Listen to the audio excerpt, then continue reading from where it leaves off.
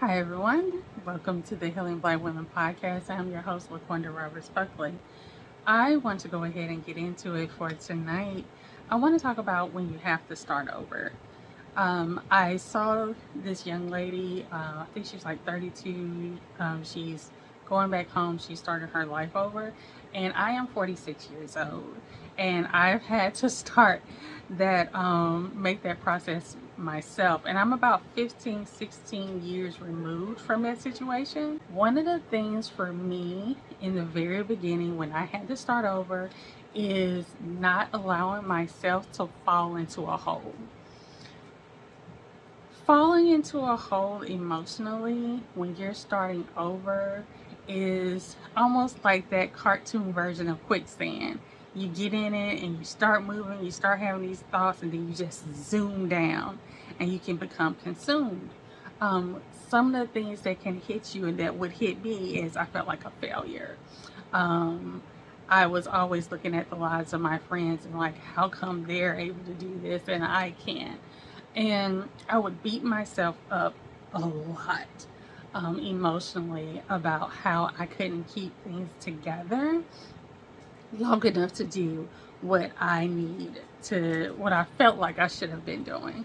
Um, the second thing that I would say is coming to terms with that life was going to be different, but not trying to, I would say, identify all the ways it had to be different. And what I mean by that is sometimes when we realize that things are changing, we still want to have every ounce of control in that change, and we aggressively pursue that sometimes. And we're not, and the reason why I now am thankful that I had friends and family who pulled me back from that space is because sometimes you do need to give yourself that emotional space that comes with everything that you thought you were going to do, everything you thought you were going to be at that point in your life didn't happen the way that you wanted to. And so it becomes a point to where you just have to, just let go of trying to control the outcomes and give yourself a little space and room to just flow.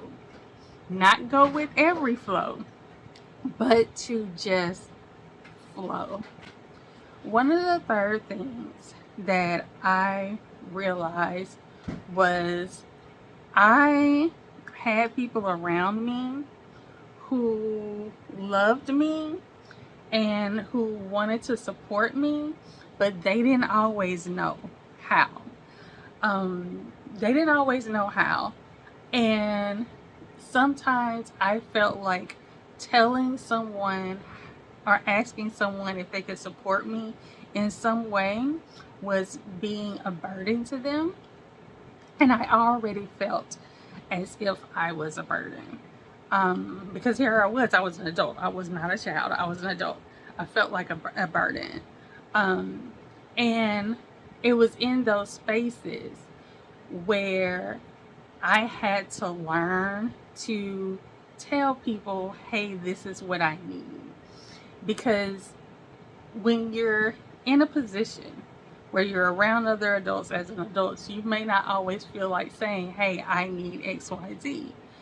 Um, but I had to find my voice in saying, hey, I need. Now, after a while, I did have people step in and say, hey, you don't have to go to anyone else if you need XYZ. Come to me. I did have that support later on, but initially I had to learn um, to tell people that I actually needed things because people thought I was okay, and I wasn't. I would say the fourth thing for me is dealing with the past doesn't always need to happen immediately. There were a slew of things that took place before I went home, but I didn't know how to process all those things. And there was a slew of things that happened after I got home. And I didn't know how to process those things. And what I learned is I did not have to solve those emotional things immediately. Some things you put on pause, or some things you separate and you can take one by one. And that was just something that I had to learn. And if you wonder why I'm speaking so general, because I have spoken on this my entire life. So if you find a video of me, you will know exactly what I'm talking about. But it was, I wanted to fix all the things that was happening with me emotionally, and I had to realize that I just couldn't. It was too much. It was a lot. Um, I wanted to be out of the situation I was in mentally and emotionally, but at the end of the day and at the beginning of the day, all parts of the day, it was going to take time. It was going to take a lot of time. I think we're on number 5 or 6. I hope it's number 5. We're going to say number 5. If not, number 6. So this is where I'm going to say, be intentional, very, very intentional about the people that you have around you. I know it's going to be hard and challenging sometimes, because you may not be able to always dictate who is around you when you are returning to someone else's space. But as much as possible, when you are starting over, you need to be very intentional regarding who you are around. When I started over and I had to restart my career, the people I was around made the biggest difference. I had to be around people who were doing multiple things, who were doing multiple projects, who had multiple identities, because they were showing me how to manage things, how to, have different roles here and here while still maintaining themselves. And those were the people who told me, Wanda, you will be able to do this. I had people around me who would hear me say, this is what I would like to do. And they believed me. They believed me. You have to be around people who believe you. When you say, I plan on doing this, this, and this, you have to be around people who believe you, even when nothing in your life looks like it. Because that's exactly what happened to me. Nothing in my life looked like the things I said that were going to happen. And I remember I called someone, and I had got a job in near Washington, D.C. And I was going to be doing mental health advocacy on the national level full time. And I called 2 people. I called one person, and they was like, yeah, I told you. Yes, I knew it. Didn't we say this? See, you have to be around people who believe you. Number 6 or 7. I'll figure it out in the replay. Number 6 or 7. When it comes to your friends and the people who supported you, my older sister and my oldest sisters, when I was at the bottom of the bottom, those are the 2 right there. And from there, my friends, it was a woman and a man. Woman I knew since I was in college, and a man that I knew when I had first met him when I first came home. These 2 people poured into my life, and I want you to hear how they poured into me. They poured into me socially. So when I moved home, one of the things that they did is they made sure I was never home. My home girl, I called her and I said, well, they're doing this training for a crisis counselor in 16 weeks.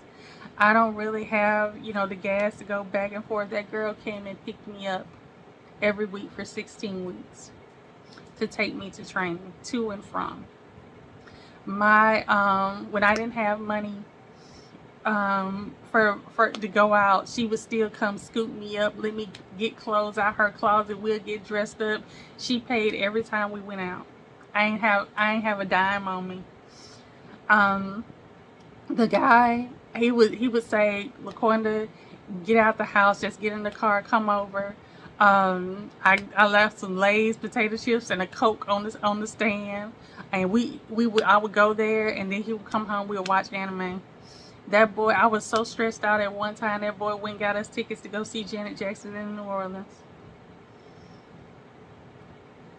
I need y'all to understand, your friends are going to be your friends. And your friends are not going to tell everybody, they daddy, sister, cousin, what they did for you. But this is what I'm going to say. When you accept things, accept the love that people give you, specifically from your friends are not going to make you feel some kind of way about it. Your friends are not going to make you feel shame, put you in a humbling place. Your friends are not going to belittle you. Your friends are going to love the fact that they have an opportunity to pour into you, because your friends know you. They know that spark, they know that energy, they know that love, and they know where you are right now is just a moment in time. They know it's just a moment in time. And I want y'all to hear this. And this is the thing now that I need y'all to understand. At the end of the day, whoever supports you, who gives in love, you receive in love. Your friends are not going to obligate you or make you feel like you have an obligation. But when my friends poured into me, and I want y'all to hear, my friends never asked me for a continuous thank you. I thank my friends every day by ensuring that I protect the investment of love and socializing and emotional wellness that they poured into me. My sisters have never asked for continuous thank yous. I honor what they did for me by ensuring that I'm staying on top of my game. In my instance, I take my meds, I do what I gotta do to take care of myself. My daughter's father has never asked for a continuous thank you. I honor him and thank him by making sure that I'm doing the things that I'm supposed to do and I'm staying on my P's and Q's concerning the things that's going on in my life. You honor people and you thank people by protecting the investment that they gave you. Do I say thank you? Yes. But your people, your anchors in life want you to be okay. And when they poured into you and they gave to you, they were giving into something fruitful, even if the soil seemed barren. And so what I'm going to say, if you are starting over, even if you don't have the biggest support system, sometimes you got to treat a support system like a Build-A-Bear workshop. You got to build that thing from scratch. And you can't allow yourself to get caught up on who's there, who's not there, how did you get there. Those things can be dealt with at a later time. You don't have to do all the things all the time, emotionally, especially emotionally. Starting over should be a moment of pause and planning and reorganizing, because sometimes you don't need to rebuild, sometimes you need to reorganize your life. It should not be a place where you become internally destructive to yourself. That is a slope that can easily be slid down. But you build in those different areas, not just one. You build socially, you build emotionally, You build economically and financially. You build physically. You build in these each directions and sections of your life. And you give yourself not just grace, but peace. You allow yourself to experience peace. Because the race is still going on outside in life. It's still going on. It hasn't stopped. Give yourself peace along the way. And remember, it's sometimes going to be like that Build-A-Bear workshop. You're going to have to figure it out where that is, where that might come from. So if you're starting over, and as someone who started over 16 years ago and has come way to the other side, your journey is possible, even when you cannot see it. And you don't have to see it in order for it to exist. You exist, therefore the journey exists. And therefore, everything that you need, you will be connected to. All right, everyone. That is it for our podcast today. I hope that you all have an amazing day. I am going to leave the link to the young lady who I initially saw her starting over video in the description box, so y'all can check out her page on TikTok. Y'all have a great day, and be sure to check us out on healingblackwomen.com if you just want to catch up with us, see what our team of writers are writing about, and any groups that we have coming up. All right, everyone. Bye.